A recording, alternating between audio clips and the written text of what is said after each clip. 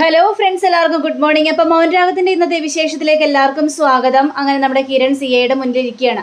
അപ്പോൾ C I കാര്യങ്ങളെല്ലാം പറയുകയാണെങ്കിൽ ഏതായാലും ജാമ്യം കിട്ടാനായിട്ട് പോകുന്നില്ല.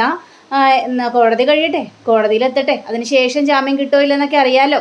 പക്ഷേ മിക്കവാറും ജാമ്യം കിട്ടാൻ സാധ്യത കുറവാണ്. സ്വന്തം അച്ഛൻ തന്നെയാണ് മകനെ കൊലപ്പെടുത്തിയിരിക്കുന്നത്. നിങ്ങൾ പ്രകാശിന്റെ കാര്യമൊക്കെ നിങ്ങൾ എന്നോട് പറഞ്ഞതാണ്. പക്ഷേ കൊലപാതകം എപ്പോഴും കൊലപാതകം തന്നെയാണല്ലോ, അതിൽ നിന്നൊരിക്കലും പിന്മാറാനായിട്ട് പറ്റില്ലല്ലോ എന്നൊക്കെ സി ഐ പറഞ്ഞു കഴിഞ്ഞപ്പോഴേക്കും, സാർ പറയാനാണെങ്കിൽ ഞങ്ങളുടെ കഥകൾ ഒരുപാട് പറയാനുണ്ട് സാർ. ഒരുപാട് സാഹസത്തിൽ കൂടെയാണ് ഞാൻ കല്യാണിയെ സ്വന്തമാക്കിയത്. ഇത് കേട്ട് കഴിഞ്ഞപ്പോഴേക്കും എനിക്കറിയാടോ, ചില കാര്യങ്ങളും കഥകളും ഒക്കെ എനിക്ക് നന്നായിട്ട് തന്നെ അറിയാം. അങ്ങനെ കല്യാണിയും അതേപോലെ തന്നെ കാദംബരിയും കാർത്തികയും കൂടി നേരെ സിയുടെ മുന്നിലേക്ക് വരികയാണ്. അപ്പോൾ ഏതായാലും ഇവരെ വിട്ടേക്കാം, പക്ഷേ പ്രകാശനെ ഞാൻ പറഞ്ഞല്ലോ ജാമ്യം കിട്ടത്തില്ല എന്നൊക്കെ ഇങ്ങനെ പറഞ്ഞു കഴിഞ്ഞപ്പോഴേക്കും അത് പറ്റില്ല എന്ന് കല്യാണി പറയുക. അതെന്താ? അല്ല, പോകണമെങ്കിൽ ഞങ്ങളുടെ ഒപ്പം അച്ഛനും വരണം, എന്നാലേ ഞങ്ങൾ പോവുള്ളൂ, അല്ലെങ്കിൽ ഞങ്ങൾ ഇവിടെ തന്നെ ഉണ്ടാകും എന്നൊക്കെ പറഞ്ഞു കഴിഞ്ഞപ്പോഴേക്കും കിരണാണെങ്കിൽ കല്യാണി എന്തൊക്കെയാണ് കല്യാണി സംസാരിക്കുന്നത്? അച്ഛൻ്റെ കാര്യം വ്യക്തമായിട്ട് തന്നെ കല്യാണി നിങ്ങൾക്ക് അറിയാലോ, പിന്നെ എന്തിനാണ് നിങ്ങളിങ്ങനെ വാശി പിടിക്കുന്നത്? അതുകൊണ്ട് എൻ്റെ ഒപ്പം വാ, അച്ഛനെ ഇറക്കാനുള്ള കാര്യങ്ങളെല്ലാം ചെയ്യാം. ദേ വക്കീലല്ലേ നമ്മളുടെ കൂടെ ഉള്ളത്, പിന്നെ നവീൻ വക്കീലിനോടും ഞാൻ കാര്യങ്ങളെല്ലാം പറഞ്ഞിട്ടുണ്ട്. നവീൻ വക്കീൽ കേസ് വാദിക്കാനായിട്ട് കോടതിയിലേക്ക് എത്തും, അതിനെക്കുറിച്ച് ഓർത്തൊന്നും ടെൻഷൻ ആവേണ്ട കല്യാണി എന്നൊക്കെ പറയാം. അപ്പോൾ നമ്മുടെ കിരണും വക്കീലും ആണെങ്കിൽ ഞങ്ങളെന്നാൽ ഒന്ന് അച്ഛനെ പോയി ഒന്ന് കണ്ടോട്ടെ എന്ന് ചോദിച്ചപ്പോൾ തീർച്ചയായിട്ടും, അതിനെന്താ കുഴപ്പം, നിങ്ങൾ അച്ഛനെ പോയി കണ്ടോ, അതിലിപ്പോൾ യാതൊരു തടസ്സമൊന്നുമില്ല, ചെല്ല് നിങ്ങൾ പോയി കാണുമെന്ന് പറഞ്ഞുകൊണ്ട് കിരണും വക്കീലും കൂടി നേരെ പ്രകാശിനെ കാണാനായിട്ട് ചെല്ലുകയാണ്. സമയം തന്നെ കാർത്തികയോടും ബാക്കിയുള്ളവരെല്ലാവരോടും പറയണം, നിങ്ങളിതിൽ ഏതെങ്കിലും സൈൻ ചെയ്തേക്കട്ടോ, സൈൻ ചെയ്തിട്ട് നിങ്ങൾ പോയിക്കോ, കുഴപ്പമൊന്നുമില്ല. അങ്ങനെ സൈൻ ചെയ്തിട്ട് നമ്മുടെ കാർത്തികയും കല്യാണിയും അതേപോലെ തന്നെ കാദംബരിയും ഒക്കെ പുറത്തേക്ക് ഇറങ്ങുമ്പോൾ കല്യാണി ഇരുന്ന് ഭയങ്കര കരച്ചിലാണ്. എനിക്ക് അച്ഛനെ ഇവിടെ ആക്കിയിട്ട് എനിക്ക് പോകാനായിട്ട് തോന്നുന്നില്ല ചേച്ചി, എനിക്ക് ഭയങ്കര ഒരു സങ്കടം തോന്നുന്നു. അച്ഛനിപ്പോൾ നമ്മുടെ കൂടെ ഇല്ലല്ലോ, അതൊക്കെ ആലോചിക്കുമ്പോൾ എൻ്റെ ചങ്ക് പൊട്ടുന്നൊരു വേദനയാണ് എനിക്ക് അനുഭവപ്പെടുന്നത് ചേച്ചി. ഇത് കിടന്നപ്പോഴും കാർത്തികയാണെങ്കിൽ എന്ത് ചെയ്യാനാണ് കല്യാണി? അച്ഛൻ ഇങ്ങനെ ഒരു സാഹസം കാണിക്കും നമ്മൾ സ്വപ്നത്തിൽ പോലും വിചാരിച്ചില്ലല്ലോ. അച്ഛൻ വീട്ടിൽ നിന്ന് ഇറങ്ങിപ്പോയി കഴിഞ്ഞപ്പോഴേക്കും നമ്മൾ ഒരുപാട് സംശയിച്ചു, വിക്രമിനോട് കൂട്ടുകൂടാനാണോ അവനെ കാണാൻ വേണ്ടിയാണോ പോകുന്നതെന്നൊക്കെ നമ്മൾ ഒരുപാട് സംശയിച്ചില്ലേ. പക്ഷേ വിക്രമിനെ കൊന്നു മലർത്താനാണെന്ന് നമുക്ക് മനസ്സിലായില്ലല്ലോ കല്യാണി എന്നും പറഞ്ഞുകൊണ്ട് ഇവർ മൂന്നും ഇങ്ങനെ കരയാണ്. അപ്പോൾ കാദംബരി ആണെങ്കിൽ അച്ഛൻ പെൺമക്കളെ ഒന്ന് സ്നേഹിച്ച് തുടങ്ങിയുള്ളൂ, അതേപോലെ തന്നെ അച്ഛൻ്റെ സ്നേഹം കിട്ടി നമുക്ക് തുടങ്ങിയതേ ഉള്ളൂ. അതിനു മുമ്പ് തന്നെ ഇങ്ങനൊരു വിധിയാണല്ലോ വന്നിരിക്കുന്നത്. എനിക്കിതൊക്കെ ആലോചിക്കുമ്പോൾ സങ്കടം സഹിക്കാൻ പറ്റുന്നില്ല. ഇപ്പം അച്ഛനിനി ജയിലിൽ പോകും, ജയിലിൽ പോയി കഴിഞ്ഞാൽ അതെ ആ പോലീസുകാരിനി പുറത്ത് വിടുമെന്നോ പോലും അറിയില്ല. നമ്മുടെ അച്ഛൻ്റെ സ്നേഹം നമുക്ക് നഷ്ടപ്പെടുമോ കല്യാണി? അച്ഛനെ നമുക്കിനി സ്നേഹിക്കാൻ പറ്റില്ലേ? ഇതൊക്കെ കേട്ടപ്പോൾ കല്യാണി ഇരുന്ന് ഇങ്ങനെ കരച്ചിലാണ്. എന്ത് ചെയ്യണമെന്നറിയാൻ പാടില്ല, എന്ത് പറയണമെന്നറിയാൻ പാടാത്തൊരവസ്ഥയിൽ കല്യാണി ഇങ്ങനെ വിതുമ്പി നിൽക്കുകയാണ്. അപ്പോഴാണ് കിരണും അതേപോലെ തന്നെ വക്കീലും കൂടി ഇറങ്ങി വരുന്നത്. അപ്പോൾ അവരെ കണ്ടു കഴിഞ്ഞപ്പോഴേക്കും അച്ഛനെ കണ്ടു, അച്ഛൻ എന്ത് പറഞ്ഞു എന്നൊക്കെ ചോദിച്ചു കഴിഞ്ഞപ്പോഴേക്കും കണ്ടു. അച്ഛന് കുഴപ്പമൊന്നുമില്ല, അച്ഛൻ മനഃപൂർവ്വമായിട്ട് ജയിലിൽ പോയതല്ലേ, അപ്പോൾ നമുക്ക് അതിലൊന്നും പറയാനായിട്ട് പറ്റില്ലല്ലോ. എന്ത് ചെയ്യാനാണ്? അച്ഛനെ നമുക്ക് ഇവിടുന്ന് കൂട്ടിക്കൊണ്ടു പോകാനും പറ്റുകയില്ല. കല്യാണം നീ ഇങ്ങനെ കരഞ്ഞ് കൂടുതൽ അസുഖങ്ങൾ കൂട്ടി വെക്കേണ്ട ആവശ്യമൊന്നുമില്ല. നവീൻ വക്കീലിനെ വിളിച്ച് പറഞ്ഞിട്ടുണ്ടല്ലോ, കോടതിയിൽ വെച്ച് നമുക്ക് ജാമ്യം കിട്ടുമെന്ന് പരമാവധി ശ്രമിക്കാം, അത്രയും നമുക്ക് ശ്രമിക്കാനായിട്ട് പറ്റുള്ളൂ. സ്വയം കീഴടങ്ങിയിരിക്കുകയാണല്ലേ, മകനെ കൊന്നിട്ട് അച്ഛൻ സ്വയം കീഴടങ്ങിയിരിക്കുകയാണ്. അപ്പോൾ അതിൽ നമുക്ക് കൂടുതലൊന്നും പറയാനായിട്ട് പറ്റില്ല എന്ന രീതിയിൽ തന്നെ അവിടെ കിരണും പറയുകയാണ്. അപ്പോൾ വക്കീലും പറയുകയാണ്, നിങ്ങൾ പേടിക്കാതിരിക്കുക, നമുക്ക് മാക്സിമം ശ്രമിക്കാം പ്രകാശിനെ എങ്ങനെയെങ്കിലും പുറത്തിറക്കാനായിട്ട്. കാരണം പ്രകാശിൻ്റെ സ്വഭാവം ഇപ്പോൾ നന്നായിട്ടിരിക്കുകയല്ലേ, അതുകൊണ്ട് തന്നെ പണ്ടത്തെ സ്വഭാവമായിരുന്നെങ്കിൽ എങ്ങനെയെങ്കിലും പോട്ടെ എന്നൊക്കെ വിചാരിക്കാൻ പറ്റുള്ളൂ. ഇപ്പോൾ നല്ല രീതിയിൽ മാറി പ്രകാശൻ നമ്മളൊക്കെയൊക്കെ സ്നേഹിക്കാനായിട്ട് തുടങ്ങിയിരിക്കുകയല്ലേ. അപ്പോൾ പിന്നെ എങ്ങനെയെങ്കിലും പ്രകാശനെ രക്ഷിക്കണമല്ലോ, നിങ്ങളിപ്പോൾ വാ നമുക്ക് പോകാം എന്ന് പറഞ്ഞുകൊണ്ട് വക്കീലിനോട് യാത്രയും പറഞ്ഞുകൊണ്ട് ഇവർ വണ്ടിയിലേക്ക് കയറുകയാണ്. ഈ സമയം തന്നെ നമ്മുടെ മൂങ്ങാമുത്തശ്ശിയാണെങ്കിൽ കല്യാണിയുടെ വീട്ടിലിങ്ങനെ കാത്തിങ്ങനെ ഇരുന്ന് കഴിഞ്ഞപ്പോഴേക്കും ഭയങ്കര വാശിയും വൈരാഗ്യമൊക്കെ മുഖത്തിങ്ങനെ ഇരിക്കുക, ഭയങ്കര ദേഷ്യവും സങ്കടവും എല്ലാം ഉണ്ട് നമ്മുടെ മൂങ്ങാമുത്തശ്ശിയുടെ മുഖത്ത്. അപ്പോൾ ഇവർ 4 പേരും കൂടി ഇറങ്ങുന്നത് കഴിഞ്ഞപ്പോഴേക്കും മുത്തശ്ശി അവിടെ നിന്ന് ചാടി എണീക്കുകയാണ്. കല്യാണിയാണെങ്കിൽ പതുക്കെ പിടിച്ചുകൊണ്ട് വരികയാണ് നമ്മുടെ കിരണം. അപ്പോൾ ചോദിക്കുകയാണ്, എന്തായി മക്കളെ, പ്രകാശിനെ കണ്ടോ, നിങ്ങളുടെ അച്ഛന് ജാമ്യം കിട്ടോ എന്നൊക്കെ ചോദിച്ചു കഴിഞ്ഞപ്പോഴേക്കും അറിയില്ല മുത്തശ്ശി, അച്ഛൻ സ്വയമായിട്ട് കീഴടങ്ങിയതല്ലേ, അതുകൊണ്ട് അച്ഛന് ജാമ്യം കിട്ടുമെന്ന് പോലും അറിയില്ല. പക്ഷേ അച്ഛൻ പറയുന്നത് എനിക്ക് ജാമ്യം വേണ്ട, നിങ്ങൾ രക്ഷപ്പെട്ടില്ലേ എന്നൊക്കെയാണ് അച്ഛൻ ഞങ്ങളോട് പറഞ്ഞത്. എന്ത് പറഞ്ഞിട്ടും അച്ഛൻ കേൾക്കുന്ന മട്ടില്ല മുത്തശ്ശി എന്നൊക്കെ പറയാണ്. അവൻ ചെയ്യുന്നത് കറക്റ്റ് തന്നെയാണ്. അതിൽ എന്താണ് ഇത്ര സംശയം? അപ്പോൾ നമ്മുടെ കാർത്തി ചോദിക്കുകയാണ്, വിക്രം മരിച്ചതിൽ മുത്തശ്ശിക്ക് സങ്കടമുണ്ടോ? സങ്കടോ? എനിക്കൊരു സങ്കടമില്ല. ആ വിധിയാണ് അവന് വരേണ്ടത്. പക്ഷേ എൻ്റെ കൈ കൊണ്ട് അവനെ കൊല്ലാൻ പറ്റില്ലെന്നുള്ളൊരു സങ്കടം മാത്രമേ എനിക്കുള്ളൂ. അവനെ വളർത്തി വഷളാക്കിയത് ഞാനാണ്. ഏത് കാര്യവും അവൻ എന്നോട് പറയും, ഞാൻ പ്രകാശിനോട് പറയും. അങ്ങനെ അവൻ ഏത് കാര്യവും സാധിച്ചിരുന്നത് എന്നിലൂടെ ആയിരുന്നു. അവനെ കൊഞ്ചിച്ച് വഷളാക്കി ഭക്ഷണം വാരിക്കൊടുത്ത് ലാളിച്ച് കൈവെള്ളയെ കൊണ്ടു നടന്നേച്ചവനാ. പക്ഷെ അവനെ കൊല്ലേണ്ടത് ഞാൻ തന്നെയല്ലേ? അതിനു മുമ്പ് തന്നെ പ്രകാശൻ കൊന്നു കളഞ്ഞില്ലേ അവനെ? എൻ്റെ പ്രകാശൻ ഇപ്പം ജയിലിലായതിൽ മാത്രമേ എനിക്ക് സങ്കടമുള്ളൂ. ഇത് കേട്ട് കഴിഞ്ഞപ്പോഴേക്കും എങ്ങനെയാണ് മുത്തശ്ശി, അതെ, പുറത്തിറക്കാനായിട്ട് ഒരു വഴിയില്ല. അച്ഛന് ജാമ്യം കിട്ടില്ലെന്ന് തന്നെയാണ് പറയുന്നത്. ഇത് കേട്ട് കഴിഞ്ഞപ്പോഴേക്കും സാരമില്ല മക്കളെ, അവൻ ചെയ്തതും നല്ല കാര്യം തന്നെയാണ്. അവൻ്റെ പെൺമക്കളെ രക്ഷിക്കാൻ വേണ്ടിയല്ലേ അവൻ ചെയ്തത്. അത് നല്ല കാര്യം തന്നെയാണെന്നും പറയുകയാണ് മുത്തശ്ശി. ഇനി മുത്തശ്ശി എങ്ങോട്ടും പോകണ്ട, ഞങ്ങളോടൊപ്പമൊക്കെ താമസിക്കും മുത്തശ്ശി. മാറി മുത്തശ്ശി ഇവിടെ നിന്നാൽ മതി. ഞങ്ങൾ ആകെ തകർന്ന് തരിപ്പണമായൊരവസ്ഥയിൽ നിൽക്കുകയാണ്. ഞങ്ങൾക്കൊരു സമാധാനമായിട്ട് മുത്തശ്ശി ഞങ്ങളോടൊപ്പം തന്നെ നിൽക്കണമെന്നൊക്കെ പറയാം. ഇത് ഇടഞ്ഞപ്പോഴേക്കില്ല മക്കളെ, ഞാൻ കാണാൻ വരാമല്ലോ. നിങ്ങളെ ഇടയ്ക്കിടയ്ക്ക് ഞാൻ കാണാൻ വരും. പക്ഷെ ഒരു വീട്ടിലും സ്ഥിരമായിട്ട് ഞാൻ നിൽക്കില്ല മക്കളെ. എനിക്ക് സായാഹ്നം, ഇനിയുള്ള ജീവിതം ആ സായാഹ്നത്തിൽ താമസിക്കാനാണ് എനിക്കിഷ്ടം.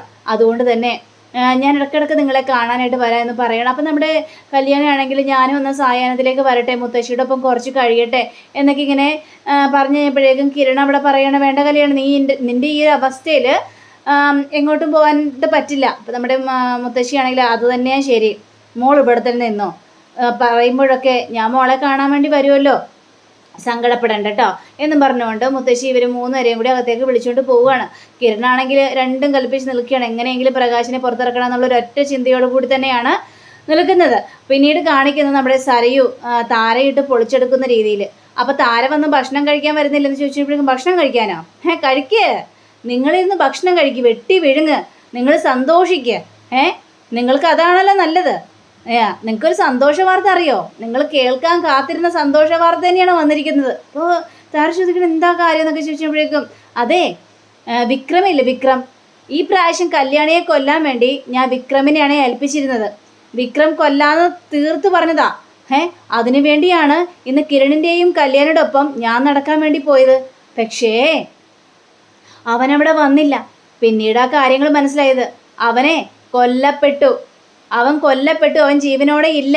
എൻ്റെ പദ്ധതികളെല്ലാം പൊളിഞ്ഞ് പാളീസായി. കല്യാണി ജീവനോടെ ഇരിക്കുന്നു. ഇത് കേട്ട് കഴിഞ്ഞപ്പോഴേക്കും താര അന്തിച്ചിങ്ങ് നോക്കുക. അപ്പോൾ സരി പറയാം, എന്താ ആരാ കൊന്നതെന്ന് നിങ്ങളെന്താ ചോദിക്കാത്തത്? എന്താ നിങ്ങൾ ചോദിക്കുന്നില്ലേ? ഞാൻ തന്നെ പറയാം ആരാ കൊന്നതെന്ന്. അവനെ കൊന്നതേ സ്വന്തം അച്ഛൻ, ലാളിച്ച് പുന്നാരിച്ച് കൈവെള്ളയെ കൊണ്ട് നടത്തിയ ആ അച്ഛൻ തന്നെയാണ് വിക്രമിനെ കൊന്നത് എന്ന് പറയാ. ഇത് കേട്ട് കഴിഞ്ഞപ്പോഴേക്കും താരയും ഇങ്ങനെ അന്തിച്ച് നോക്കി നിൽക്കുകയാണ്. സമാധാനമായോ? സന്തോഷമായോ നിങ്ങൾക്ക്? ഇപ്പോഴും കല്യാണി രക്ഷപ്പെട്ടു. ഇപ്പോൾ കല്യാണിയുടെ ശത്രുക്കളെല്ലാം ഇവിടെ അവസാനിച്ചുകൊണ്ടിരിക്കുകയാണ്. നിങ്ങൾക്ക് സന്തോഷമായല്ലോ. നിങ്ങളല്ലെങ്കിൽ കല്യാണിയുടെ പക്ഷത്താണല്ലോ. ഞാൻ പറയുന്ന കാര്യങ്ങൾ വല്ലതും നിങ്ങൾ കേട്ടിട്ടുണ്ടോ? അതുകൊണ്ടാണല്ലോ കല്യാണി രക്ഷിക്കാൻ വേണ്ടി നിങ്ങൾ മെസ്സേജ് അയച്ചത്, സൂക്ഷിക്കണമെന്നും പറഞ്ഞുകൊണ്ട്. ഞാൻ പറയുന്ന ഓരോരോ കാര്യങ്ങളും കല്യാണിയുടെ ചെവിയിൽ എത്തിച്ചു കൊടുക്കാനല്ലേ നിങ്ങൾ നോക്കുന്നത്. പക്ഷേ ഞാൻ കുറച്ച് കടുംപിടുത്തം പിടിക്കുന്നത് കൊണ്ട് നേരിട്ട് പോയി പറയുന്നില്ല, മെസ്സേജിലൂടെ നിങ്ങൾ പറയുന്നു അല്ലേ. നിങ്ങളൊക്കെ എന്തിനാണ് ഞാൻ അമ്മയെന്ന് വിളിക്കുന്നത്? നിങ്ങളോടൊപ്പം ജീവിക്കുന്നതൊക്കെ എനിക്ക് വലിയൊരു ദുരന്തമായി മാറിയിരിക്കുകയാണ്. നിങ്ങൾ വെറും വേസ്റ്റാണ്. നിങ്ങൾ എന്തിനാ എന്നെ തേടി വന്നത്? ഞാൻ എങ്ങനെയെങ്കിലും എൻ്റെ വളർത്തമ്മയോടൊപ്പം ജീവിക്കില്ലായിരുന്നില്ലേ? സ്വന്തം അമ്മയാണെന്ന് കരുതി ആ അമ്മയോടൊപ്പം പറ്റിച്ച് ഞാൻ ജീവിക്കില്ലായിരുന്നില്ലേ? നിങ്ങളെന്തിനാ എന്നെ തേടി വന്നത്? ആ അമ്മയ്ക്ക് എന്നെ ഭയങ്കര ഇഷ്ടമായിരുന്നു. എൻ്റെ ഏത് കാര്യവും സാധിച്ചു തരും. ഞാൻ പറയുന്നതിലപ്പുറം ആ അമ്മ പോകില്ലായിരുന്നു. പക്ഷെ നിങ്ങളങ്ങനെയല്ല. എൻ്റെ ശത്രുപക്ഷത്താണ് നിങ്ങൾ നിൽക്കുന്നത്. നിങ്ങളെയൊക്കെ എനിക്ക് വിശ്വസിക്കാൻ പോലും പറ്റാത്തൊരവസ്ഥയാണ്. എൻ്റെ ജീവിതം നശിപ്പിക്കാൻ വേണ്ടിയാണ് നിങ്ങൾ വന്നിരിക്കുന്നത്. നിങ്ങൾ എന്തിനാ എൻ്റെ കൺമുന്നിൽ വന്നത്? പൊയ്ക്കോ, ഇനിയും കൂടുതൽ സംസാരിച്ചിട്ട് ഇവിടെ നിൽക്കേണ്ട ആവശ്യമൊന്നുമില്ല. നിങ്ങൾ പോകാൻ നോക്ക് എന്നൊക്കെ സരി പറഞ്ഞു കഴിഞ്ഞപ്പോഴേക്കും താരയാണെങ്കിൽ ഭയങ്കര സങ്കടപ്പെട്ട് നേരെ അകത്തേക്ക് കയറി പോവുകയാണ്. വേറൊരു വഴിയില്ലല്ലോ. ഇവളുടെ മനസ്സിലിരിപ്പ് എന്തൊക്കെയാണെന്ന് പറയാനോട് പറ്റൂല. ഇവളുടെ മനസ്സിലിരിപ്പ് കല്യാണോടും കിരണോടും തുറന്നും പറയാനും പറ്റില്ല. ആ ഒരു അവസ്ഥയായി പോയി നമ്മുടെ താരയ്ക്ക്. അങ്ങനെ സരയുവാണെങ്കിൽ രണ്ടും കളിപ്പിച്ച് ഭയങ്കര വാശിയോടുകൂടി തന്നെയാണ് അവിടെ നിൽക്കുന്നത്. അങ്ങനെ നമ്മുടെ കിരൺ വരികയാണ്. കിരൺ നേരെ അച്ഛനെയും അമ്മയെയും കാണാനായിട്ട് ചെല്ലുക. കാണാനായിട്ട് ചെന്ന് കഴിഞ്ഞപ്പോഴേക്കും കാര്യങ്ങളെല്ലാം പറയാണ്. ചേട്ടാ ഇത് ഭയങ്കര കഷ്ടമായി പോയല്ലോടാ. ഇപ്പോൾ വിക്രം നേരത്തെ നമ്മുടെ കൂടെ ഒരു കുടുംബാംഗം ആയിരുന്നു, പക്ഷേ അവൻ്റെ സ്വഭാവം നമ്മൾ ശരിക്കും അറിഞ്ഞു കഴിഞ്ഞപ്പോഴേക്കും അവനെ ആ കുടുംബത്തിൽ നിന്ന് വേർപെടുത്തി കളഞ്ഞു. പക്ഷെ പ്രകാശ് നല്ലതായിട്ട് വന്നതാണ്, പ്രകാശിൻ്റെ സ്വഭാവമൊക്കെ മാറി വന്നതാണ്. എന്നിട്ട് ഇപ്പം ഇങ്ങനൊരു കാര്യം കാണിച്ചു കഴിഞ്ഞപ്പോഴേക്കും വല്ലാത്തൊരു ദുഃഖം തോന്നുന്നു. വിക്രമിനെ തന്നെ കൊന്ന് പ്രകാശൻ ജയിലിലേക്ക് പോയില്ലേ അച്ഛാ. ഞാൻ അച്ഛനെ ഇത് ജയിലിൽ കാണാൻ വേണ്ടി പോയായിരുന്നു, പക്ഷേ അങ്ങേർക്ക് ഒരു കുലുക്കവും ഇല്ല. ഭയങ്കര സന്തോഷത്തോടെ ചിരിയാ. കാരണം എന്തെന്നറിയാവോ, കല്യാണിയെ രക്ഷപ്പെടുത്തിയല്ലോ ഞാൻ എന്ന് ആലോചിച്ചിട്ടാണ് അദ്ദേഹത്തിന് ചിരി. അദ്ദേഹത്തിന് ഒരു ടെൻഷനും ഇല്ല. ഇനി തൂക്കുകയറ് കിട്ടിയാലും കുഴപ്പമില്ലെന്നൊക്കെയാണ് പ്രകാശ് ഞങ്ങൾ പറഞ്ഞത് എന്നൊക്കെ കിരൺ പറയുകയാണ്. ഇത് കേട്ടുകഴിഞ്ഞപ്പോഴേക്കും എടാ എങ്ങനെയെങ്കിലും ജാമ്യം കിട്ടാനുള്ള വല്ല വഴികളും ഉണ്ടോ? നവീൻ വക്കീലിനോട് വിളിച്ച് പറഞ്ഞായിരുന്ന കാര്യങ്ങളില്ല, അതെല്ലാം ഞാൻ പറഞ്ഞായിരുന്നു വെച്ചാൽ. നവീൻ വക്കീലിനോട് കാര്യങ്ങളെല്ലാം പറഞ്ഞിട്ടുണ്ട്, കോടതിയിലേക്ക് ഹാജരാകും. പക്ഷേ ജാമ്യം കിട്ടുന്ന കാര്യത്തിൽ ഭയങ്കര സംശയമാണെന്നാണ് CI യോട് പറഞ്ഞത്. കൊലപാതകം എപ്പോഴും കൊലപാതകം തന്നെയാണല്ലോ. അപ്പം നമ്മുടെ രൂപയാണെങ്കിൽ അല്ല, എന്നാലും ഇത്രയും ദുഷ്ടത ചെയ്തവനല്ലേ കൊന്നത്, പിന്നെ എന്തിനാണ് പ്രകാശിനെ ജയിലിലേക്ക് കൊണ്ടുപോകുന്നത്? രൂപ താൻ എന്തും മണ്ടത്തരോടോ പറയുന്നത്? എടോ എത്ര ദുഷ്ടത ചെയ്താണെങ്കിലും ഒരു മനുഷ്യനെ കൊല്ലുന്നത് അത് കൊലപാതകം തന്നെയല്ലേ? ആ കൊലപാതകത്തിന് ശിക്ഷ കിട്ടുക തന്നെ ചെയ്യും. അത് അച്ഛനായാലും മകനായാലും വേറെ ആരാണെങ്കിലും ശരി, അവർ എത്ര ക്രൂരന്മാരാണെങ്കിലും കൊലപാതകം തന്നെയാണ്. കോടതി വിധി എന്താണോ നമ്മൾ സ്വീകരിച്ചേ മതിയാവുള്ളൂ. പക്ഷേ ഇത് ഭയങ്കര സങ്കടമായി മാറിക്കൊണ്ടിരിക്കുകയാണല്ലോ. കല്യാണിയെ എങ്ങനെ സമാധാനിപ്പിക്കുമെന്ന് പോലും അറിയില്ല അച്ഛാ. അവളാണെങ്കിൽ ഭയങ്കര സങ്കടത്തിലാണ്. അവിടെ സ്റ്റേഷനിൽ വെച്ച് അച്ഛനെ വിട്ട് വരില്ല എന്നുള്ളവർ ഒരു തീരുമാനത്തിൽ നിൽക്കുകയായിരുന്നു കല്യാണി. ഒരു കണക്കിനാണ് ഞാൻ അവളെ ഇങ്ങോട്ട് വരെ പിടിച്ചുകൊണ്ട് വന്നത് എന്നൊക്കെ കിരൺ പറയാണ്. അച്ഛാ എങ്കിൽ പിന്നെ ഞാൻ അങ്ങോട്ട് പോവുകയാണ്. കല്യാണിയെ എങ്ങനെയെങ്കിലും ഒന്ന് സമാധാനിപ്പിക്കണം. പിന്നെ കല്യാണിയുടെ അച്ഛനെ എങ്ങനെയെങ്കിലും പുറത്തിറക്കാനുള്ള വഴികൾ എന്തെങ്കിലുമൊക്കെ നോക്കണം. എന്തെങ്കിലും ഒരു ഇച്ചിരി പഴുതുണ്ടെങ്കിൽ അതിൽ പിടിച്ച് കയറണം അച്ഛാ, അല്ലാണ്ട് ഇപ്പം എന്ത് ചെയ്യാനാണ് എന്നും പറഞ്ഞുകൊണ്ട് കിരൺ അവിടെ നിന്ന് ഇറങ്ങി പോവുകയാണ്. അപ്പോൾ നമ്മുടെ CS-ഉം അതേപോലെ തന്നെ രൂപയും കൂടി സംസാരിക്കണത് വല്ലാത്തൊരു കഷ്ടമായി പോയല്ലോ. ഓരോ ഇപ്പോൾ എത്ര പേരാ മരിച്ചത്? അതേപോലെ തന്നെ വിക്രമും മരിച്ചു, അത് ആവശ്യം തന്നെയായിരുന്നു. പക്ഷെ പ്രകാശിനെ പോലീസ് പിടിക്കണ്ടായിരുന്നു.